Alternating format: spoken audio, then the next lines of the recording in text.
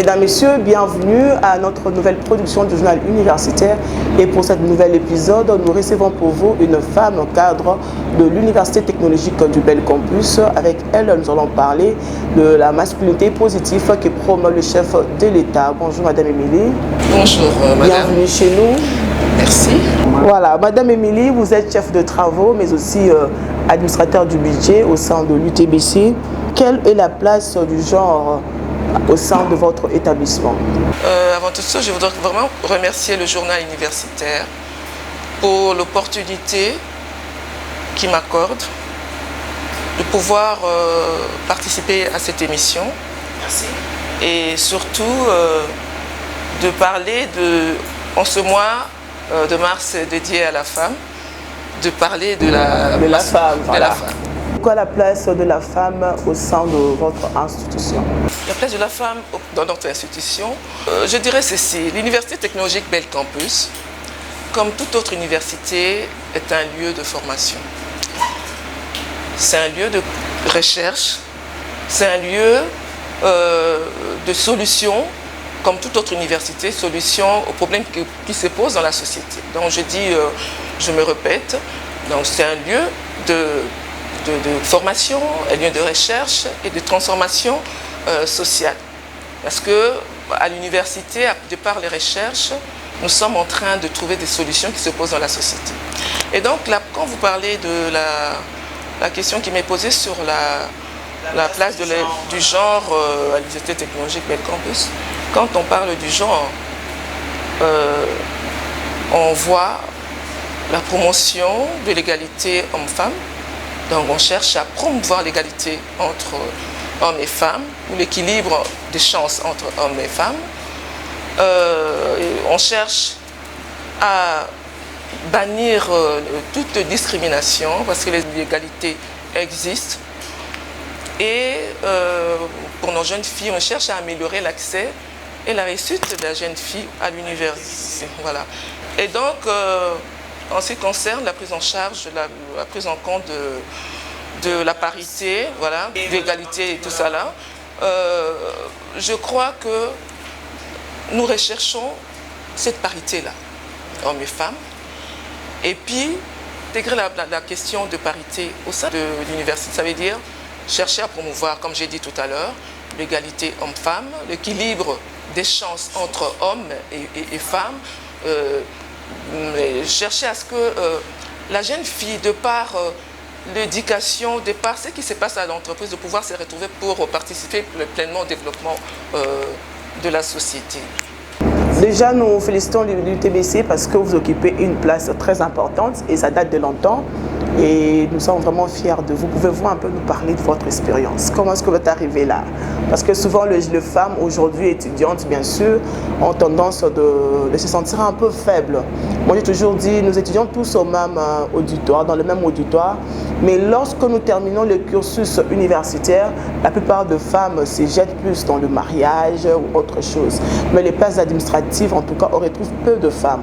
Et vous êtes l'une de ces femmes où nous nous retrouvons dans le place administrative et qui fait très bien leur travail. Là, je suis vraiment... nous sommes témoins parce que nous avons commencé avec l'UTBC il y a bien longtemps. Quelle est votre expérience? Comment est-ce que vous avez fait pour arriver là? Bon, j'ai étudié comme tout le monde. Je suis licenciée en gestion financière, en sciences économiques, mais aussi en gestion financière. Et donc, c'est vrai, ça fait un moment que je suis ici, j'œuvre depuis longtemps. Expérience personnelle, j'ai appris de par cette fonction à chercher à garantir une gestion efficace et transparente dans ce que je fais. C'est vrai que ce n'est pas facile. Ce que je suis en train de faire, c'est un poste très difficile et tout ça là. Très difficile, vous êtes sollicité. Il y a des incompréhensions à un moment donné. Et bon, disons des accusations injustes. Parce que on n'a pas pu faire ça ou autre chose. Donc, c'est un peu ça. Mais le problème ici, c'est d'avoir les nerfs solides, rester calme et professionnel, et savoir gérer les difficultés, les incompréhensions et tout ça là, Et tout ça, là, c'est pour garder pour le bon fonctionnement de l'université. Nous parlons du droit, justice, action pour les femmes et la jeune fille.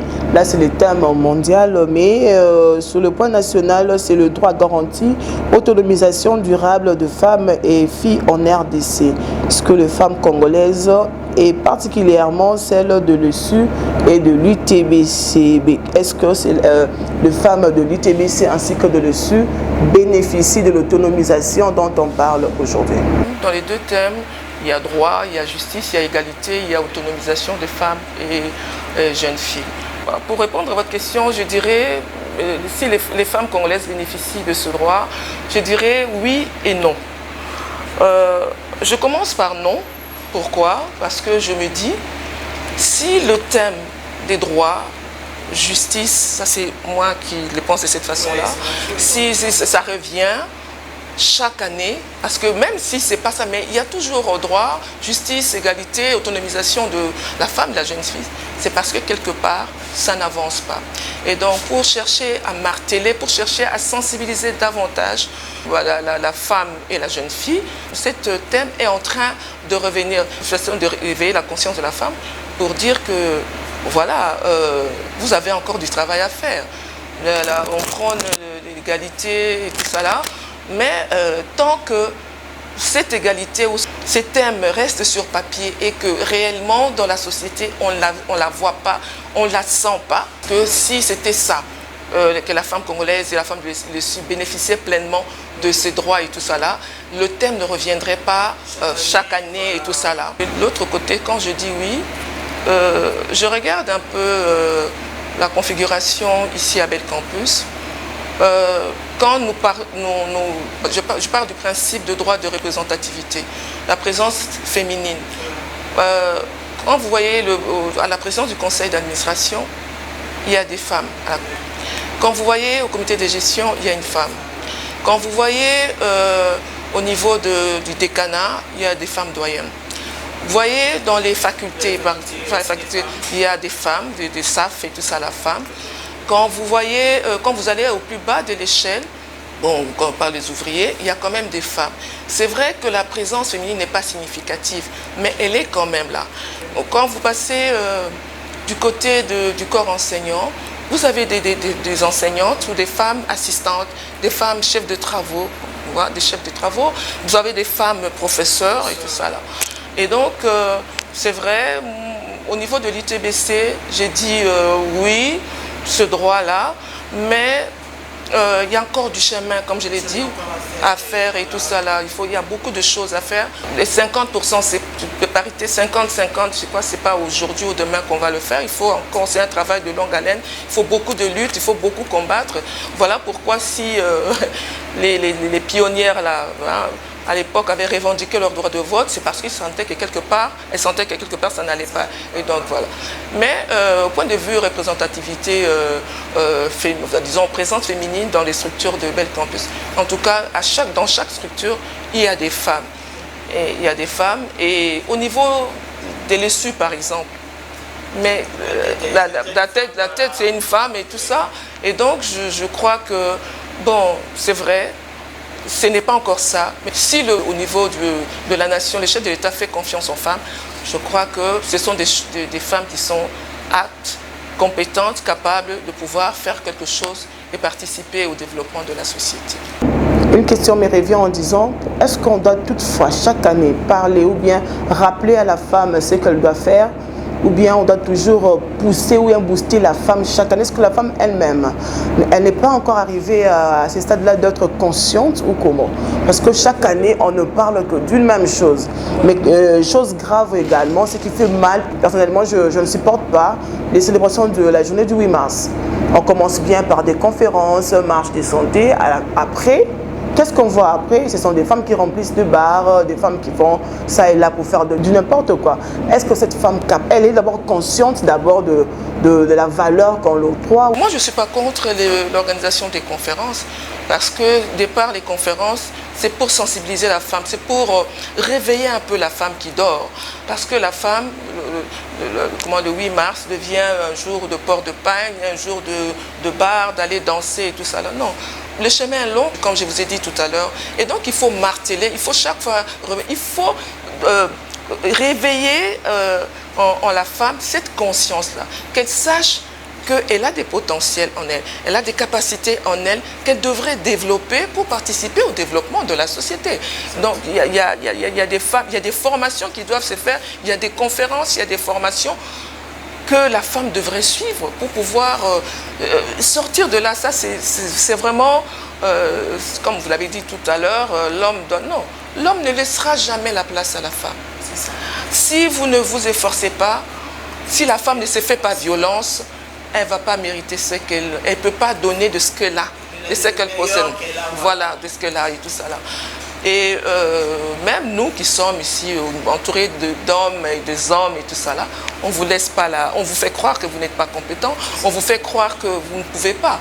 Or, on vous tend même de pièges. Des pièges et tout ça là, des pots de banane et tout ça là.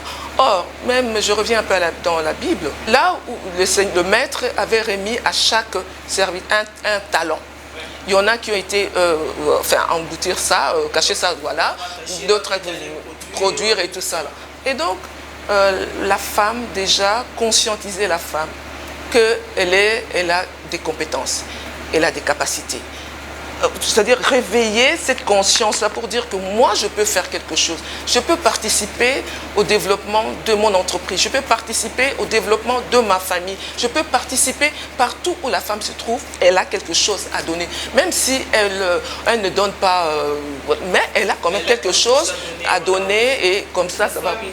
Mais quand même, toute femme a quelque chose à donner. A quelque chose. Déjà, elle est porteuse de vie. Ouais. Quelqu'un qui porte, voilà. Et donc c'est ça. Et je crois aussi que bon, la femme, on doit vraiment, la jeune fille, investir dans l'éducation parce que c'est l'éducation qui va lui donner le succès, qui va lui permettre à se connaître et à savoir ce qu'elle vaut. Vous gérez, vous occupez une place très importante. Moi j'appelle ça la marmite de l'UTBC. Et des fois, il faudrait passer par vous pour tout organiser, pour que l'UTBC soit beau et tout, voilà. Comment est-ce que vous gérez les femmes en fait, de l'UTBC et les étudiants aussi, si vous êtes en relation avec eux ou en contact avec les étudiants? Comment est-ce que vous gérez certaines caprices? Parce que la femme, en tout cas, lorsqu'une femme est à la tête et une autre qui n'est pas à la tête, c'est souvent nous-mêmes aussi, on se tue par moment. Comment est-ce que vous arrivez à gérer un peu ces tensions ou ces caprices, soit de vos collègues professeurs ou bien de vos étudiantes? Je vous ai dit tout au début que le travail que nous faisons n'est pas facile. Surtout en matière de finances, il faudrait chercher à tout prix d'être, comment dirais-je, efficace, donc une gestion efficace et d'être transparente et tout ça. Sinon, il y aura des accusations injustes, si je peux me retirer, je ne vais pas revenir là, mais ce n'est pas facile de gérer l'humain, de gérer la femme et tout ça là. En ce qui concerne les étudiants, ils ont l'habitude d'agir en masse. Et donc, dès le départ, par exemple avec les étudiants, il faudrait mettre en place ce que nous cherchons à faire chaque année, des règles, des procédures financières, voilà, les lignes de conduite, carnet de l'étudiant ou voilà, comportement de l'étudiant pour qu'il sache à quoi s'en tenir pendant le reste de l'année académique et tout ça, dans son cursus et tout. Et donc, je disais que le calme est de mise. Restez calme. Avec les étudiants, il faut savoir les écouter aussi parce qu'ils ont des préoccupations et tout ça là, dialoguer avec l'étudiant, lui faire comprendre que au niveau des finances par exemple, il y a ça, nous avons mis en place des règles pour pouvoir respecter et pour qu'on puisse mieux cheminer ensemble. Alors, pour des services qui ne relèvent pas de notre compétence, on les oriente. Et donc, on dit que le dialogue avec les étudiants sur le milieu universitaire est vraiment de mise. Quelles que soient leurs préoccupations, quels que soient leurs caprices entre guillemets, mais il faut chercher à les canaliser, il faut chercher à les orienter, à les écouter pour pouvoir bien chuter. Avez-vous de structures pour encadrement de jeunes étudiantes chez vous? Structure d'encadrement, nous avons, comment on appelle ça, au niveau du secrétariat général académique, il y a des stages qui sont pour ça. Des stages de formation pour les étudiants, il y a comment on appelle ça, des visites dans les entreprises pour donner du goût à la jeune fille pour savoir que, voilà, aujourd'hui c'est maman Laetitia qui est là, qui est journaliste, et si elle anime bien son émission, maman Laetitia peut devenir un modèle pour moi.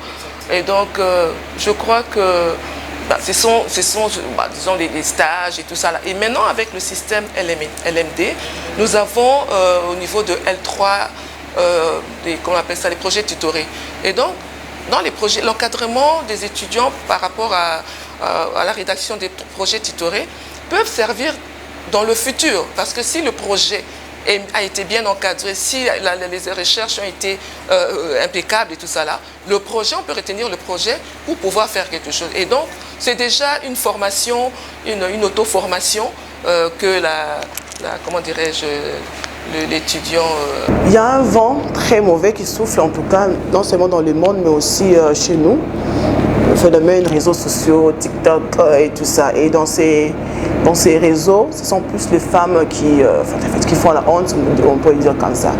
Quel conseil vous pouvez prodiguer aux femmes? Parce que beaucoup pensent aujourd'hui vendre son corps dans les réseaux sociaux, même s'ils sont des femmes entrepreneurs comme on voit toujours, même si elles sont des femmes commerçantes, tout ça, mais je ne sais pas, moi tu vois un produit, mais qu'est-ce que le produit a à voir avec ton corps, ou bien en fait des injures par-ci, par-là.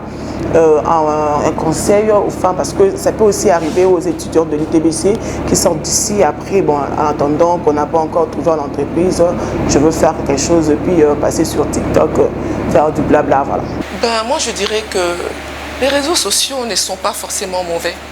C'est pas forcément un problème parce que c'est un outil utilisé pour la visibilité de quelque chose et puis pour créer certaines opportunités. Moi, je prends par exemple l'exemple pour cette année académique, quand il fallait procéder à l'inscription, aux inscriptions et tout ça. Mais nous avons recouru aux réseaux sociaux, nous avons Facebook, même YouTube et tout ça là. Donc, il y a quelque chose de positif. Moi, je crois qu'il faudrait faire la part des choses. Voilà, la jeune fille devrait faire la part des choses, essayer voilà, exhiber son... Valoriser elle-même. C'est comme ça qu'on dit investissement dans l'éducation. Parce que si vous avez un certain niveau d'études, une certaine connaissance et tout ça là, vous n'allez pas vous exhiber. Exhiber son corps pour faire quoi? Ça donne quoi? L'impact de ça sur les gens qui sont en train de regarder. Et donc, moi, comme conseil, c'est de dire, de demander à la jeune fille ou à la femme qui sont distraites, c'est une distraction en fait. C'est vraiment une distraction. Vous perdez tout le temps. J'ai même reçu, je sors un peu du cadre. Il y a un monsieur, un enseignant qui est venu ici et on échangeait et tout ça là. Il dit, maman Émilie, est-ce que vous savez que j'ai pas le temps maintenant de bien parler avec ma femme? Parce que quand je rentre à la maison, elle est dans son téléphone, les enfants, et moi, il n'y a pas. Voilà, le mauvais côté et tout ça là. Non seulement ça, il y a manque de dialogue maintenant à la maison. Et puis les filles croient que c'est le corps qu'il faut exposer. Non, exposer la connaissance, exposer les recherches, exposer le savoir-faire et tout ça là. Quelque chose qui sera bénéfique pour la société. D'accord, Madame Émilie, nous tendons à la fin déjà. Nous n'allons pas vous prendre tout votre temps. Un mot d'encouragement à toutes ces femmes de la RDC, mais aussi celles de l'UTBC par rapport à l'autonomisation. La jeune fille devait croire en elle, prendre conscience de ce qu'elle est, de ce qu'elle a. Bon, et puis plus s'orienter, il y a des formations professionnelles et tout ça là pour devenir autonome, parce que l'autonomisation là, c'est plus dans le sens économique, financièrement et tout ça là. Parce que si elle ne le fait pas, elle va verser dans les antivaleurs et tout ça là. Et donc, elle doit savoir qu'elle est capable de faire quelque chose, mais seulement, il faut... Bon, l'encadrement est exigé pour le booster aussi, comme ça, c'est ça que nous... Enfin, quand il y a des conférences et tout ça, on essaie d'insister là-dessus. Mais c'est ça, elle a quelque chose à donner à la société, elle a quelque chose, surtout la jeune fille qui vient, voilà, de l'ITBC, elle a quelque chose à donner à la société. Parce que nous avons, il y en a qui font l'économie, il y en a qui font la médecine, il y en a qui font l'agronomie. Donc, chacun dans son domaine a quelque chose à donner. Et la population, les gens n'attendent que ça pour pouvoir, je sais pas... Et voilà, nous sommes arrivés à la fin. Madame Émilie, merci vraiment, merci de votre temps. Merci de nous avoir reçus chez vous. Et nous disons merci aux autorités parce que nous avons commencé par le PCA qui nous a envoyé chez vous. Vraiment merci pour cette confiance que vous avez à nous, le journal universitaire. On se connaît depuis des partenariats de longue date et tout ça avec son excellence et tout ça. Et donc Patricia est là maintenant. Pourquoi ne pas recevoir s'il y a quelque chose à parler? Pourquoi ne pas appeler le journal universitaire un partenaire de longue date, un partenaire qui est tout le temps là pour nous. Quel que soit le moment qu'on l'appelle, il est là et il fait ce qu'il peut faire. C'est moi qui vous remercie. Merci Madame Laetitia. Merci à toute l'équipe de m'avoir reçu dans votre émission. Vous avez compris que c'est la fin, mesdames, messieurs. Merci. C'était pour vous, Madame Émilie. Et on se retrouve très prochainement avec une autre dame, car nous sommes au mois de mars. Nous parlerons que de femmes et nous allons recevoir que de femmes pour vous. Merci beaucoup.